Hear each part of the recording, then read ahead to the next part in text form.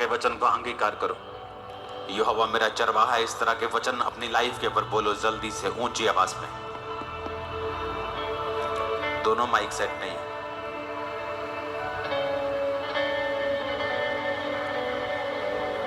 इसको ऊंचा करो।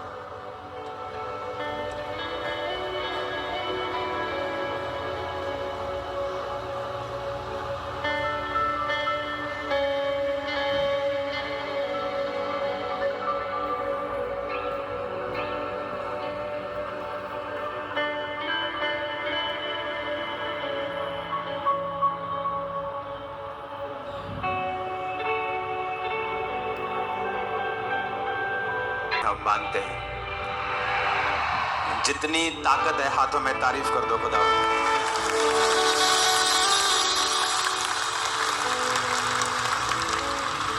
आज स्टेज पे आपको तो ज्यादा ठंड लग रही होगी आज बीच में, तो स्टेज से ज्यादा ठंड तो उधर है बीच में आज। आई थिंक थोड़ा ऊपर करके लगाने चाहिए, और कि ठीक है इधर ऊपर चाहिए पंखे ये वाले, तो हाथ खड़ा करो। आगे वाले लोग थोड़ा जो पानी फेंक रहे कि ठीक है तो हाथ खड़ा करो अगर ठीक लगे हैं तो। अच्छा, ठीक वाले ज्यादा हैं। तारीफ करो खुदाबंद के नाम की जोर से।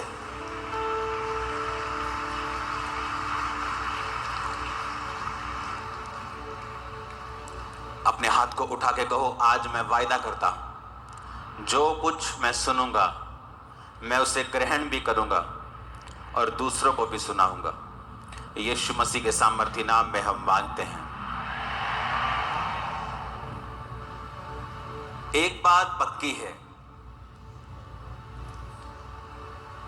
कि परमेश्वर अगर सबसे ज्यादा इंटरेस्टेड आपकी किसी चीज में है तो वो है आपकी स्पिरिचुअल लाइफ।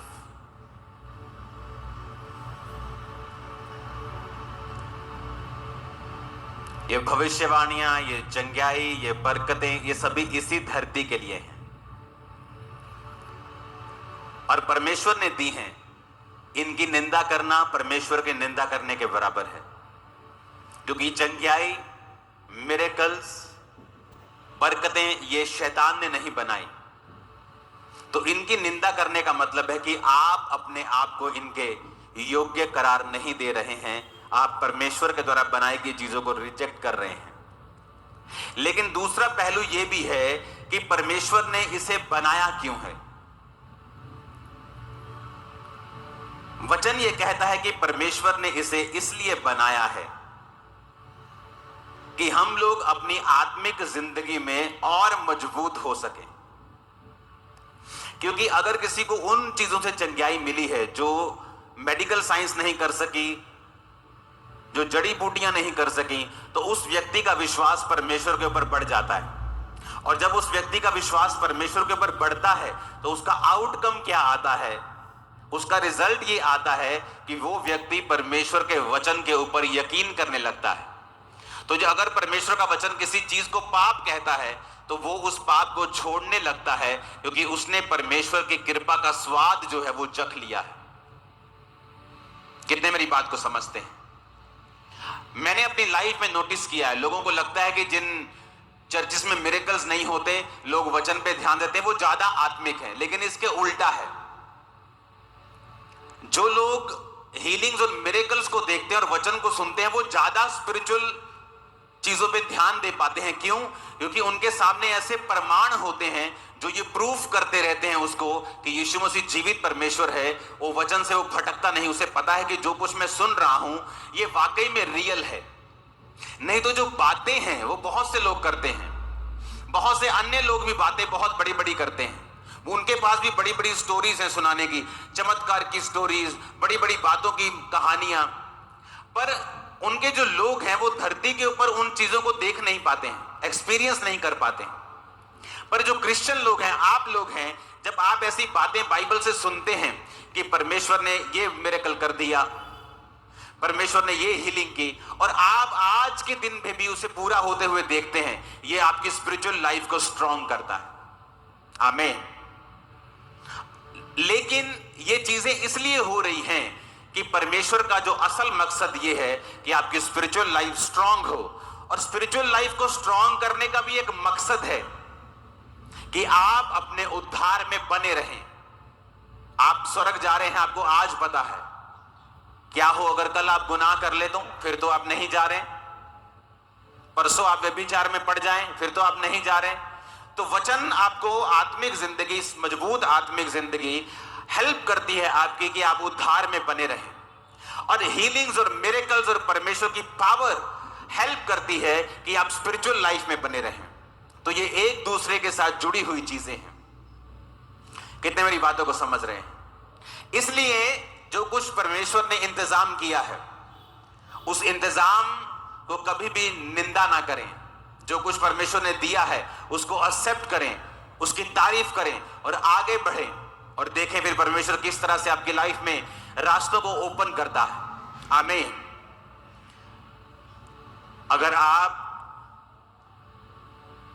इस पूरे यूनिवर्स में धरती को देखेंगे तो जो पेन की नीब होती है वो भी बड़ी है, धरती उससे भी छोटी है।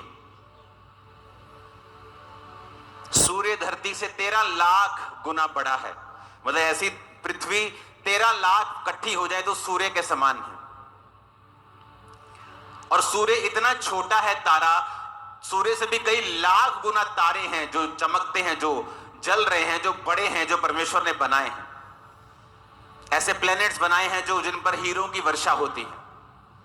ऐसे प्लैनेट्स हैं जो पूरे के पूरे हीरे के बने हुए हैं। यूनिवर्स परमेश्वर ने ऐसा बनाया और धरती एक बिंदु के समान है। मैं ये क्यों कह रहा हूं कि आपको ये समझ होनी चाहिए कि आपकी लाइफ, आपकी जो जिंदगी है, आप इसे पूरी तरह से समझ नहीं सकते जब तक आप परमेश्वर के कदमों में नहीं आए। अमृतसर मीटिंग के दौरान जब मैं पुलपिट पे गया तो परमेश्वर ने मुझसे कहा इनको बोल। मैं वो तैयार करके नहीं गया था, जो तैयार वचन था वो और था। परमेश्वर ने कहा इनको बोल, अगर ये मेरे साथ वफादार नहीं होंगे तो ये झूठ पर यकीन करने लगेंगे। कोई आगे बोलेगा भैन जी आ बहुत सोहनी स्कीम है एक, देखियो तुसी इन्ने पैसे लाने तुहाडे इन्ने बन जाने। आप फंस जाएंगे।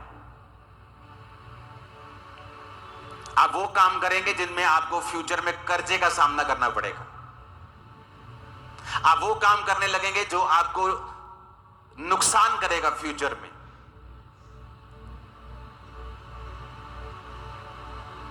परमेश्वर ने कहा जो लोग मुझसे वफादार नहीं हैं वो झूठ पर यकीन करने लगेंगे।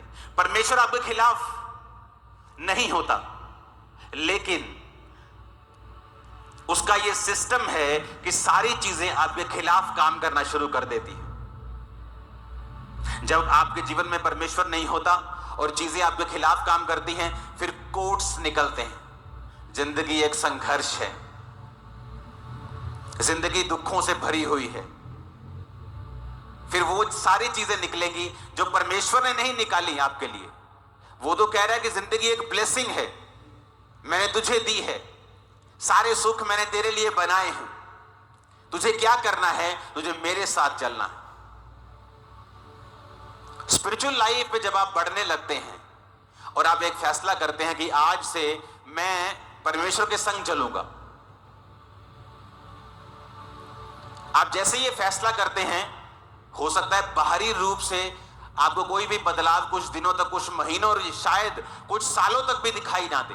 इसका मतलब यह नहीं है कि परमेश्वर आपके विषय में सोच नहीं रहा या काम नहीं कर रहा है।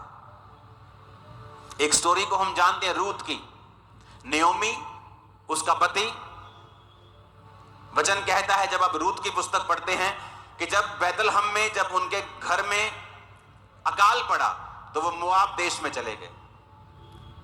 बैतलहम ऊंचा है, मोआब नीचा है। स्पिरिचुअल मतलब है जब आपकी स्पिरिचुअल, आपकी आत्मिक, आपकी क्रिश्चियन लाइफ में कोई दिक्कत होती है, आप उस दिक्कत को मोआब जाकर, अपनी आत्मा में नीचे जाकर, प्रेयर लाइफ को बंद करके, खुदा के वचन को तोड़कर उस प्रॉब्लम को सॉल्व करने की कोशिश कभी मत करें। बैतलहम का मतलब है रोटी का घर। रोटी के घर में अकाल पड़ गया। कई बार आपकी क्रिश्चियन लाइफ में उल्टा हो जाता है। आप हीलिंग का प्रचार करते करते खुद बीमार हो जाते हैं। इसका मतलब यह नहीं है कि परमेश्वर का वचन खत्म हो गया या उसका असर खत्म हो गया या वो नाकाम हो गया। इसका मतलब यह है कि परमेश्वर आपको कुछ सिखाना चाहता है।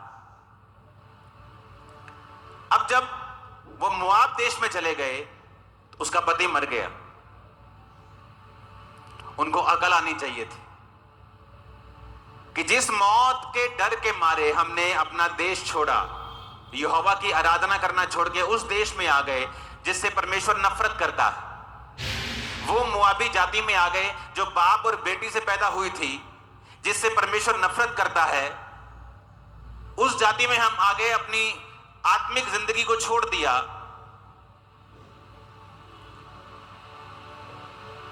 पर समझ नहीं आई। पति मर गया फिर भी समझ नहीं आई। कुछ लोग ढीठ होते हैं। जब परमेश्वर सजा देता है वो उसको समझते हैं कि नहीं ये परीक्षा होगी, लेकिन कई बार वो परीक्षा नहीं होती, परमेश्वर उन्हें कुछ दिखाता है। फिर भी वो समझी नहीं। और अब उसके दोनों बेटे मर गए और वो खाली हो गई और सिर्फ अपनी 2 बहुओं के साथ हो गई। और फिर उसे सब समाचार मिला कि तेरा अपना देश बहुत प्रॉस्पर हो रहा है। तो वचन कहता है वो सोचने लगी कि मैं बैतलहम वापस जाऊंगी। जब वापस जाने लगी, दोनों बहुओं को बुला के पूछा कि बेटियों तुम वापस चली जाओ, मेरे पास कोई पुत्र नहीं है कि मैं तुम्हारी दोबारा शादी कर दूं। मेरे पास कोई बेटा नहीं है, ना ही मैं पति करूंगी कि उसका मेरे बच्चे हों और फिर तुम उनसे शादियां करो। क्या उनके सियाने होने तक तुम आशा लगाई